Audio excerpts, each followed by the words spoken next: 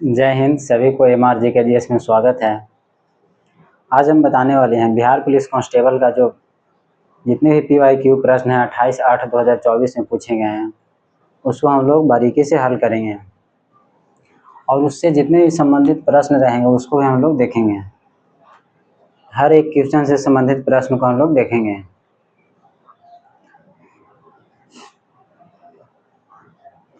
तो आगे चलेंगे, पहला क्वेश्चन देखेंगे।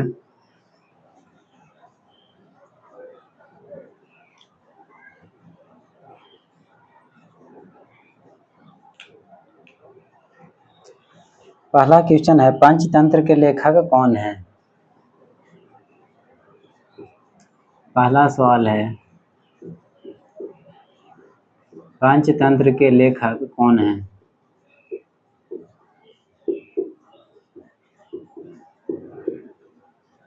पंचतंत्र के लेखक कौन है? ऑप्शन नंबर ए में है Vishnu Sharma.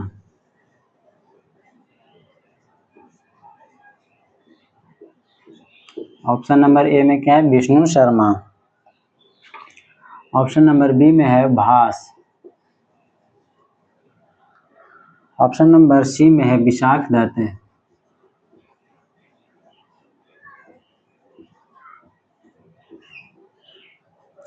Option number D में है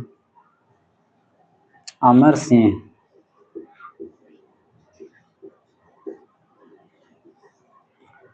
जितने भी स्टूडेंट अभी MRG के जीएस को चैनल को सब्सक्राइब नहीं किए वो सब्सक्राइब कर लें और आप लोग भी जो ऑप्शन सही लगता है वो कमेंट जरूर करें। तो पंचतंत्र के लेखक कौन है? विष्णु शर्मा। पंचतंत्र के लेखक कौन हो जाएगा? राइट आंसर ऑप्शन नंबर ए हो जाएगा, विष्णु शर्मा।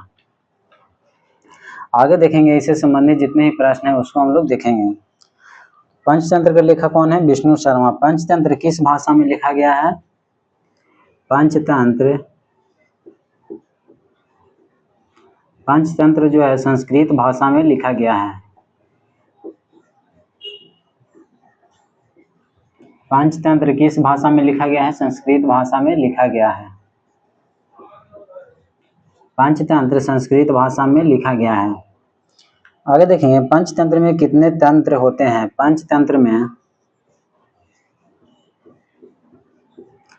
पंचतंत्र में कितने तंत्र होते हैं? तंत्र यानी कि भाग। पंचतंत्र में कितने तंत्र होते हैं? 5। पंचतंत्र में तंत्र कितने होते हैं? 5। पंचतंत्र किस प्रकार की रचना है? पंचतंत्र जो है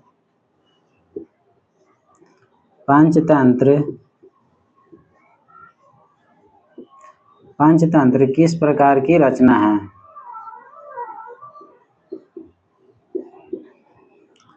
पंचतंत्र किस प्रकार की रचना है?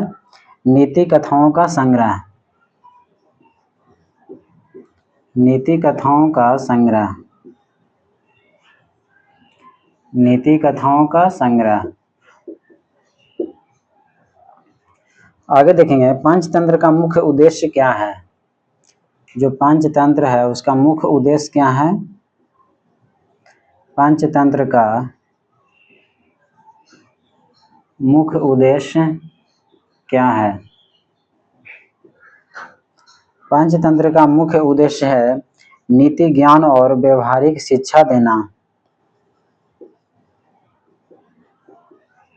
नीति ज्ञान और व्यवहारिक शिक्षा देना।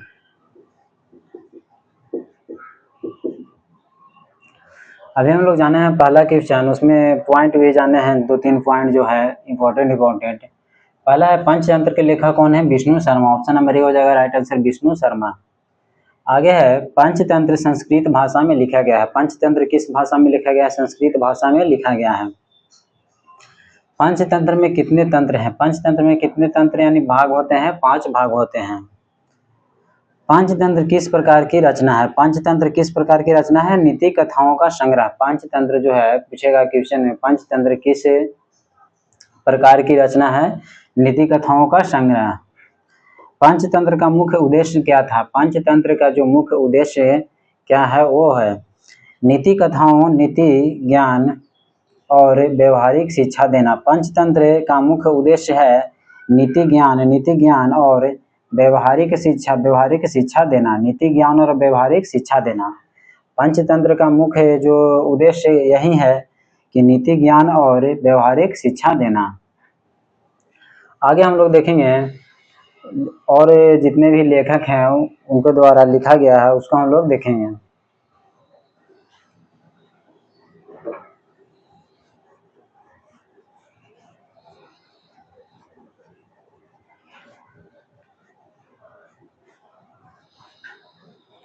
आप सब अभी तक चैनल को सब्सक्राइब नहीं किए हैं तो सब्सक्राइब कर लें ताकि जो भी वीडियो बनाए वो सबसे पहले आप तक पहुंचे।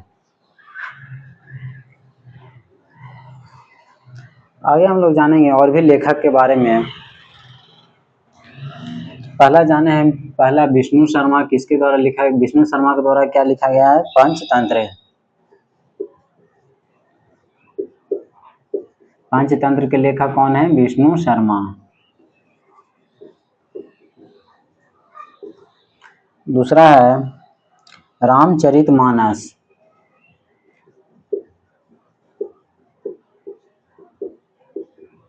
रामचरितमानस के लेखक कौन है? तुलसीदास हैं।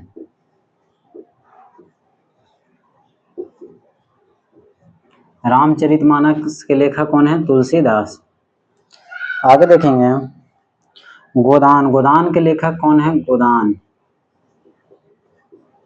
गोदान के लेखक कौन है? मुंशी प्रेमचंद। गोदान के लेखक कौन है? मुंशी प्रेमचंद। गोदान के लेखक कौन हो जाएगा? मुंशी प्रेमचंद। आगे 4 नंबर देखेंगे कमायनी के लेखक कौन है? कमायनी के लेखक कौन है? जयशंकर प्रसाद।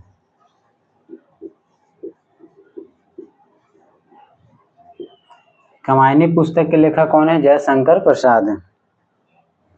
आगे देखेंगे रश्मि रथी के लेखक कौन है? रश्मि रथी के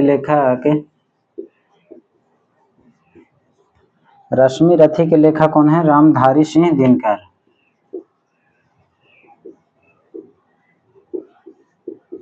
रामधारी सिंह दिनकर। आगे देखेंगे 6 नंबर यामा के लेखक कौन है? यामा के लेखक कौन है? महादेवी वर्मा।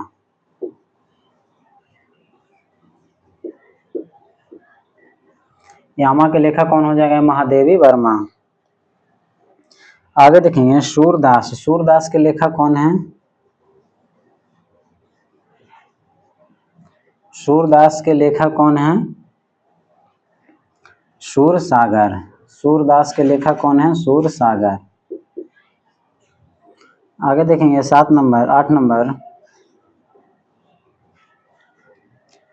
बीजक के लेखक कौन है? बीजक के लेखक हो जाएंगे कबीर दास। बीजक के लेखक कौन है? कबीर दास। बीजक के लेखक कौन है? कबीर दास। आगे देखेंगे 9 नंबर सबसे पहला जाने हैं पंचतंत्र के लेखक कौन हो जाएंगे? विष्णु शर्मा। रामचरितमानस के लेखक कौन है? तुलसीदास। गोदान के लेखक कौन है? मुंशी प्रेमचंद। कमायनी के लेखक कौन है? जयशंकर प्रसाद। ये बहुत बार पूछा जाता है। कमायनी के लेखक कौन है? जयशंकर प्रसाद। रश्मि रथी के लेखक कौन है? रामधारी सिंह दिनकर। रश्मि रथी के लेखक कौन हो जाएंगे? रामधारी सिंह दिनकर। आगे देखेंगे यामा के लेखक कौन है? महादेवी वर्मा। यामा के लेखक कौन है? महादेवी वर्मा। सूरदास के लेखक कौन है? सूरसागर। सूरदास के लेखक कौन हो जाएंगे? सूरसागर। आगे देखेंगे बीजक के लेखक कौन है? कबीर दास। बीजक के लेखक कौन है? कबीर दास। आगे और भी हम लोग लेखक के बारे में जानेंगे।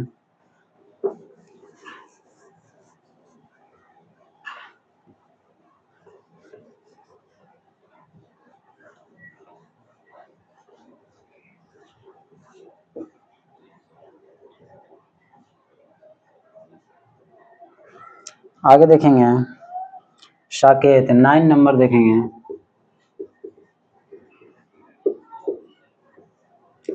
साकेत के लेखक कौन है? मैथिली शरण गुप्त। मैथिली शरण गुप्त साकेत के लेखक कौन है?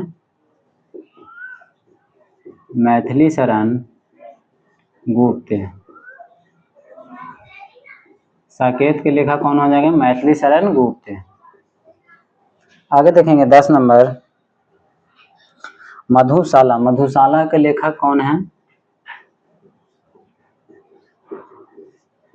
मधुशाला के लेखक कौन हो जाएंगे? हरिवंश राय बच्चन।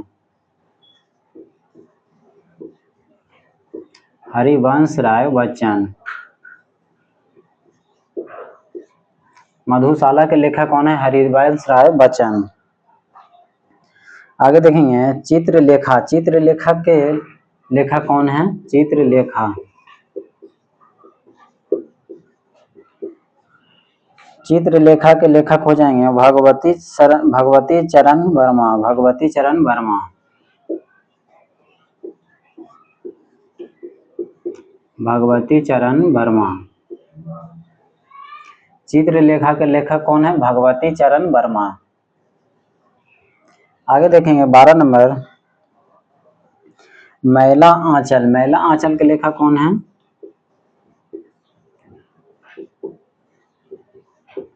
मैला आंचल के लेखक हो जाएंगे फणीश्वर नाथ रेणु। फणीश्वर नाथ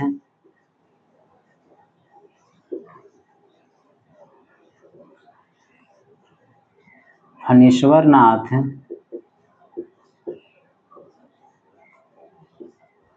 रेणु। मैला आंचल के लेखक कौन है? फणीश्वर नाथ रेणु। आगे देखेंगे अंधेर नगरी। अंधेर नगरी के लेखक कौन है? अंधेर नगरी।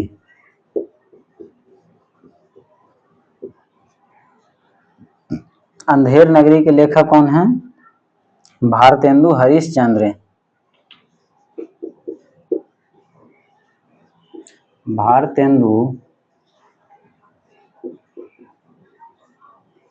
भारतेंदु हरिश्चंद्र। अंधेर नगरी के लेखक कौन है? भारतेंदु हरिश्चंद्र। किसी भी सवाल में लेखक से एक प्रश्न जरूर पूछे जाते हैं, तो जितने भी हम लेखक बता रहे हैं उसको ध्यान से आप लोग देखिए। आगे देखेंगे 14 नंबर एक जीवनी। एक जीवनी के लेखक कौन है? अज्ञेय शेखर। शेखर एक जीवनी। शेखर एक जीवनी के लेखक कौन है?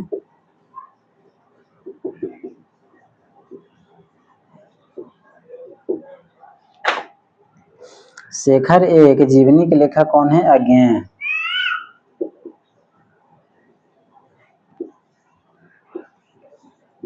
शेखर एक जीवनी के लेखक कौन हो जाएंगे? अज्ञेय।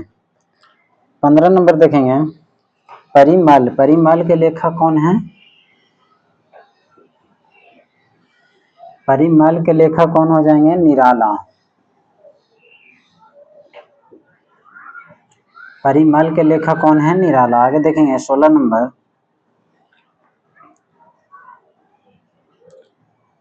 बाणभट्ट की आत्मकथा। बाणभट्ट की आत्मकथा के लेखक कौन है? बाणभट्ट। बाणभट्ट की आत्मकथा। बाणभट्ट की आत्मकथा के लेखक कौन है? हजारी प्रसाद द्विवेदी।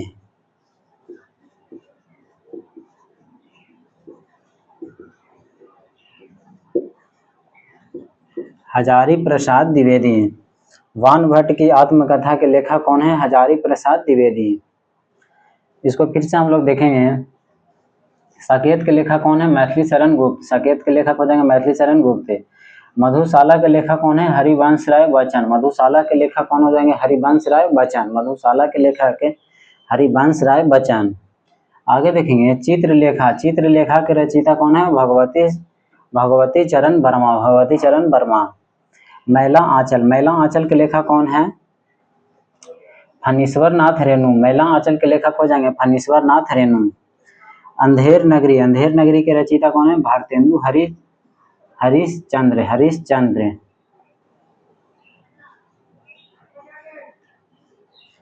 आगे देखेंगे शेखर एक जीवनी, शेखर एक जीवनी के लेखक कौन है? अज्ञेय। शेखर एक जीवनी के लेखक कौन हो जाएंगे? अज्ञेय। आगे देखेंगे परिमल, परिमल के लेखक कौन है? निराला, परिमल के लेखक कौन है? निराला।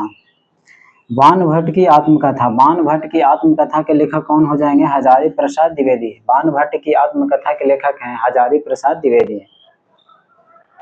आगे और भी कुछ है, उसको हम लोग देखेंगे।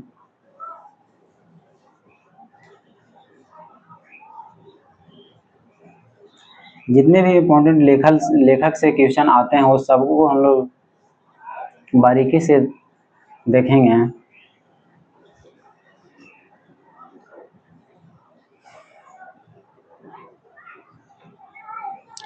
आगे देखेंगे मुकुल, मुकुल के लेखक कौन है? 17 नंबर क्वेश्चन देखेंगे। मुकुल के लेखक कौन हो जाएंगे? सुभद्रा कुमारी चौहान। मुकुल के लेखक हैं सुभद्रा कुमारी।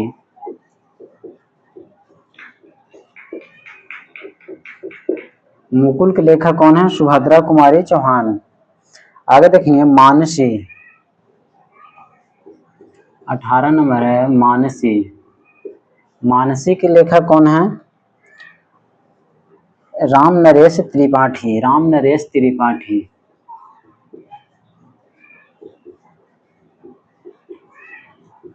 मानसी के लेखक कौन हो जाएंगे? राम नरेश त्रिपाठी। आगे देखेंगे 19 नंबर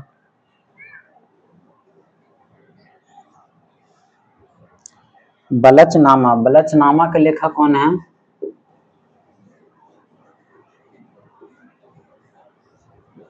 बलचनामा के लेखक कौन हो जाएंगे? नागा अर्जुन, नागा अर्जुन।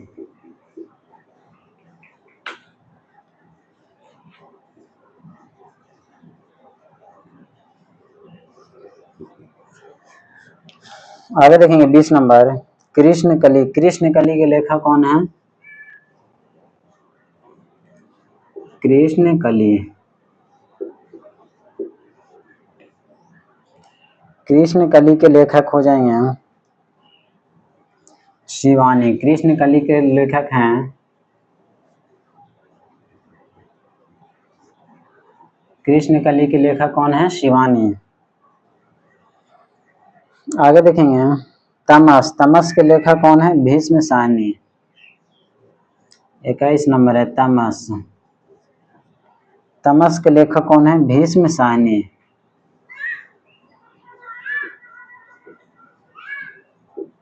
तमस के लेखक कौन हो जाएंगे? भीष्म साहनी। आगे देखेंगे उर्वशी, उर्वशी के लेखक कौन है? 22 नंबर देखेंगे उर्वशी के लेखक कौन है? उर्वशी के लेखक हो जाएंगे रामधारी सिंह दिनकर, रामधारी सिंह दिनकर।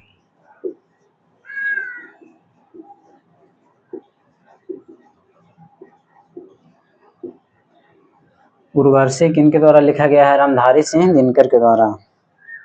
आगे देखेंगे रामायण, 23 नंबर देखेंगे रामायण किनके द्वारा लिखा गया है? वाल्मीकि के द्वारा। रामायण के रचयिता कौन है? वाल्मीकि। 24 नंबर देखेंगे अर्थशास्त्र, अर्थशास्त्र के लेखक कौन है? अर्थशास्त्र के लेखक कौन है? कौटिल्य, कौटिल्य। अर्थशास्त्र के लेखक हो जाएंगे कौटिल्य।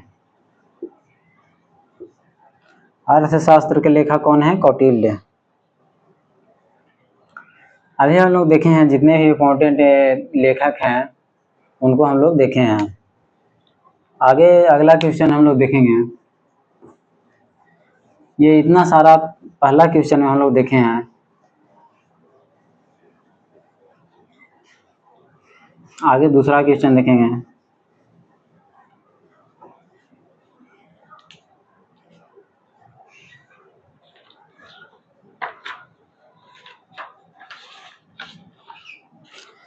आगे सेकंड नंबर क्वेश्चन है संविधान में संशोधन कितने प्रकार से हो सकता है? दूसरा क्वेश्चन है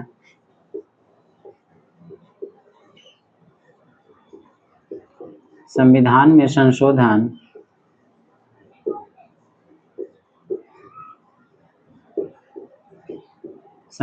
संशोधन कितने प्रकार से हो सकता है?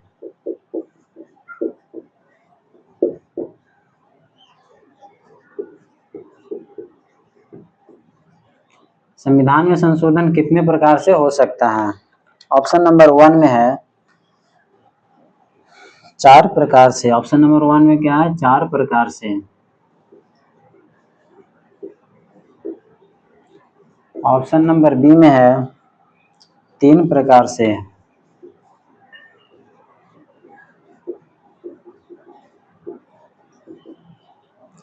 ऑप्शन नंबर सी में है 5 प्रकार से।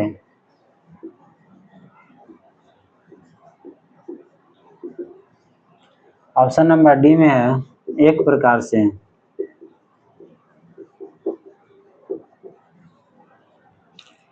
तो संविधान में संशोधन कितने प्रकार से किया जा सकता है? जल्दी जल्दी आप लोग आंसर को कमेंट में लिखें।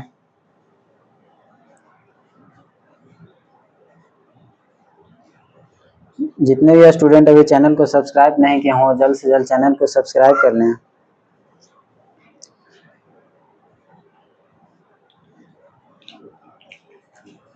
दूसरा क्वेश्चन है संविधान में संशोधन कितने प्रकार से हो सकता है? संविधान में संशोधन कितने प्रकार से किया जा सकता है? इसका राइट आंसर हो जाएगा ऑप्शन नंबर बी 3 प्रकार से। संविधान में संशोधन कितने प्रकार से किया जा सकता है? 3 प्रकार से। आगे देखेंगे इससे संबंधित क्वेश्चन। भारत में संशोधन 3 प्रकार से किया जा सकता है। भारत में संशोधन कितने प्रकार से किया जा सकता है? 3 प्रकार से। भारत में संशोधन 3 प्रकार से किया जा सकता है, जिसमें पहला है साधारण बहुमत से। साधारण बहुमत से।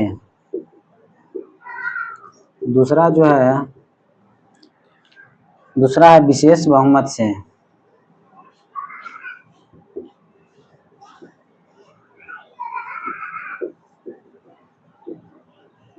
दूसरा क्या है? विशेष बहुमत से।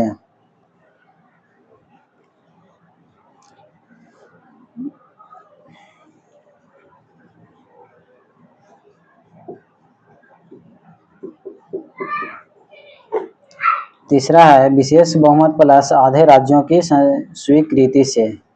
विशेष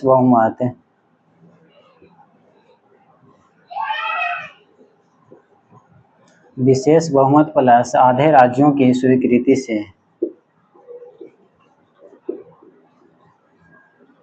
आधे राज्यों की स्वीकृति से।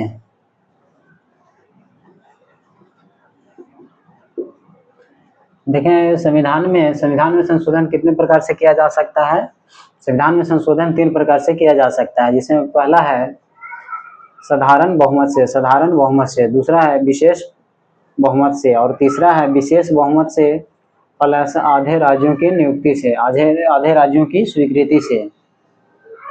संविधान में 3 प्रकार से संशोधन किया जा सकता है, जिसमें सबसे पहला साधारण बहुमत से। दूसरा है विशेष बहुमत से। तीसरा है विशेष बहुमत प्लस आधे राज्यों की स्वीकृति से। आगे देखेंगे कुछ पॉइंट और है उसको। संविधान संशोधन की प्रक्रिया का उल्लेख अनुच्छेद 368 में किया गया है। संविधान संशोधन का जो प्रक्रिया का उल्लेख है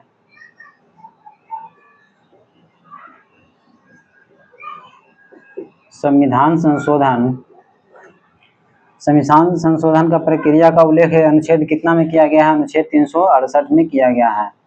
संविधान संशोधन का जो प्रक्रिया है उसका उल्लेख कितना अनुच्छेद में किया गया है? 368 में किया गया है। आगे देखेंगे संविधान में संशोधन करने की शक्ति संसद के पास होती है। संविधान में संशोधन करने की शक्ति किसके पास होती है? संसद के पास होती है। संविधान में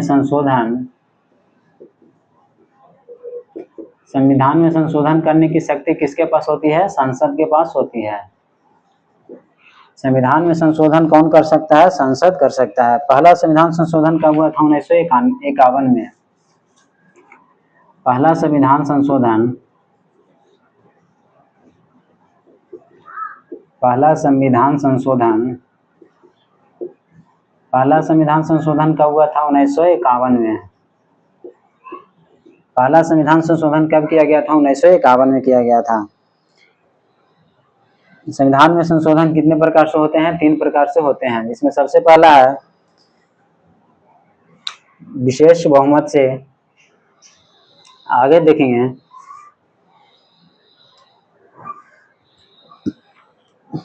देखेंगे तीसरा क्वेश्चन।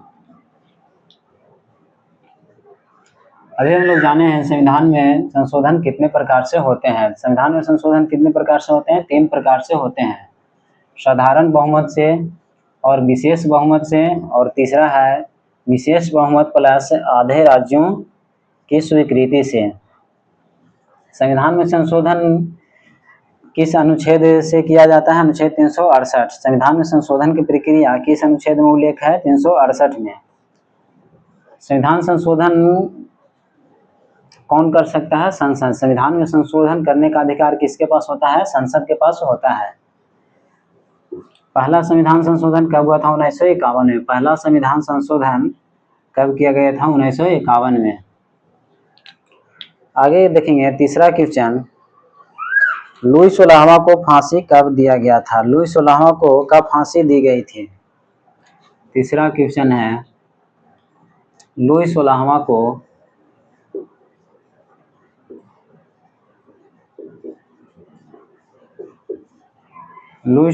को कब फांसी दी गई थी?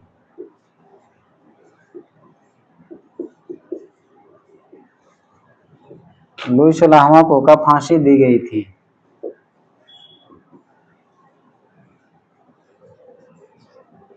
लुई 16वां को कब फांसी दी गई थी? ऑप्शन नंबर ए में है 1792 ईस्वी में।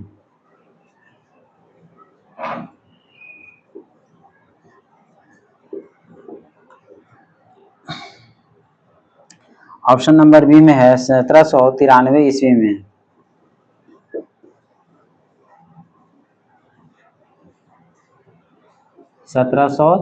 ईस्वी में लुई 16वां को फांसी कब दी गई थी? जल्दी से जल्दी आंसर को आप लोग कमेंट में जरूर भेजें। आगे देखेंगे सी नंबर में है 1794 ईस्वी। 1794 ईस्वी। डी में है 1795 ईस्वी। लुई 16वां को फांसी कब दी गई थी? लुई 16वां को फांसी दिया गया था 21 जनवरी 1793 को। लुई 16वां को फांसी कब दिया गया था? 21 जनवरी 1793 को। ऑप्शन नंबर बी हो जाएगा राइट आंसर 1793। लुई 16वां को फांसी कब दी गई थी? 1793 ईस्वी को। आगे इससे संबंधित जितने भी प्रश्न हैं उसको हम लोग देखेंगे। लुई 16वां को 21 जनवरी 1793 को फांसी दी गया था। अगर तारीख में पूछ देगा तो 21 जनवरी 1793। लुई 16वां को फांसी कब दिया गया था? 21 जनवरी 1793 को। अगला पॉइंट देखेंगे, यह घटना फ्रांसीसी क्रांति के दौरान हुई थी।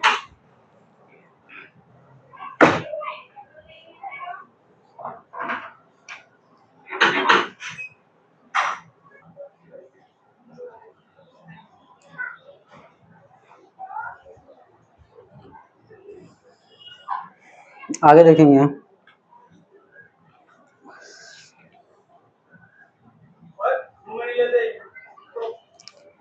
लुई 16वां को फांसी कब दिया गया था? 21 जनवरी 1793 को। 21 जनवरी 1793 को लुई 16वां को फांसी कब दी गई थी? 21 जनवरी 1793 ईस्वी को। आगे देखेंगे इससे संबंधित जितने भी प्रश्न है उसको हम लोग देखेंगे। यह घटना फ्रांसीसी क्रांति के दौरान हुई थी। यह घटना फ्रांसीसी क्रांति के दौरान हुई थी। फ्रांसीसी क्रांति के दौरान हुई थी।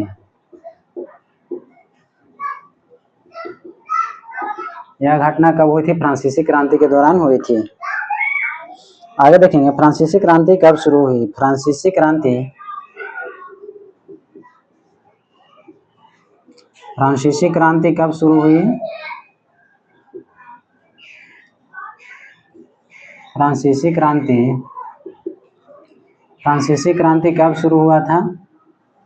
1789 में। फ्रांसीसी क्रांति 1789। बहुत बार ये भी क्वेश्चन में पूछा जाता है, फ्रांसीसी क्रांति कब हुआ था? फ्रांसीसी क्रांति कब हुआ था? 1789 में। फ्रांसीसी क्रांति जो हुआ था 1789 में हुआ था। आगे देखिए, बेस्टिल का पतन कब हुआ? बेस्टिल का पतन कब हुआ था?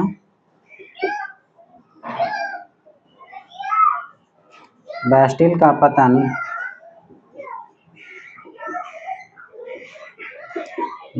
पतन कब हुआ था? 14 जुलाई 1789।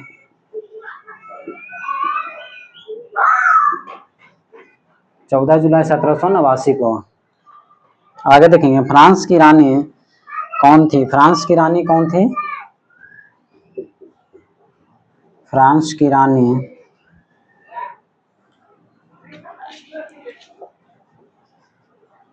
France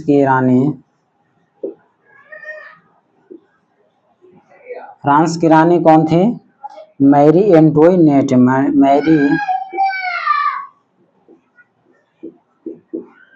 Mary एंटोइनेट। फ्रांस की रानी कौन थी? मैरी एंटोइनेट। अभी हम लोग जाने हैं लुई सुनावा को कब फांसी दिया गया था? 1793 ईस्वी को। लुई सुनावा को फांसी कब दिया गया था? 1793 ईस्वी को। यह घटना फ्रांसीसी क्रांति जो है, यह घटना फ्रांसीसी क्रांति के दौरान हुई थी। फ्रांसीसी क्रांति कब शुरू हुआ था? 1789 में। फ्रांसीसी क्रांति कब शुरू हुआ था? 1789 में। ये बहुत ही इम्पोर्टेंट है, कभी कभी पूछा जाता है फ्रांसीसी क्रांति कब हुआ था? फ्रांसीसी क्रांति कब हुआ था? 1789 में। बेस्टिल का पतन कब हुआ था? 14 जुलाई 1789 को। बेस्टिल का पतन कब हुआ था? 14 जुलाई 1789 को। आगे देखेंगे, फ्रांस की रानी कौन थी? मैरी एंटोइनेट। फ्रांस की रानी कौन थी? मैरी एंटोइनेट। आगे और भी जानेंगे इससे संबंधित प्रश्न।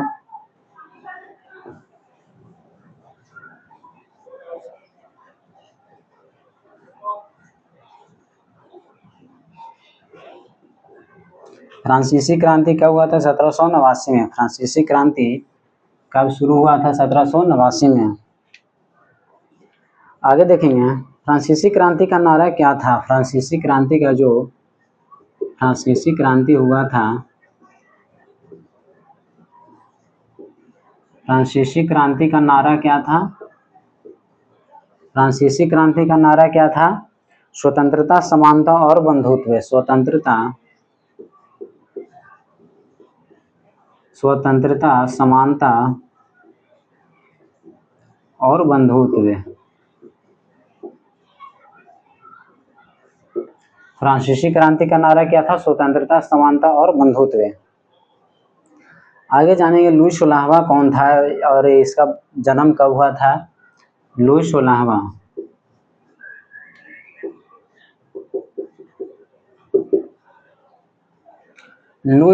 का जन्म हुआ था 23 अगस्त 1754 को। लुई सोलहवां का जन्म हुआ था 23 अगस्त 1754 को। लुई सोलहवां का जन्म कब हुआ था? 23 अगस्त 1754 को। जन्म स्थान है वर्साय, फ्रांस। जन्म स्थान वर्साय, फ्रांस में। आगे देखेंगे, लुई सोलहवां का पिता कौन था? लुई दौफिन। लुई सोलहवां के पिता कौन थे? लुई दौफिन।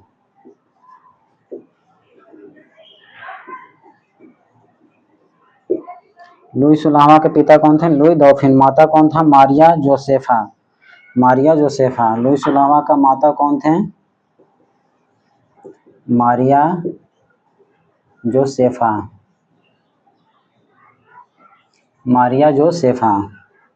आगे देखें, लुई सोलहवां की पत्नी का नाम क्या था?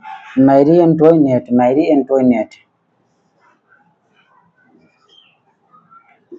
लुई सोलहवां का पत्नी का नाम क्या था? मैरी एंटोय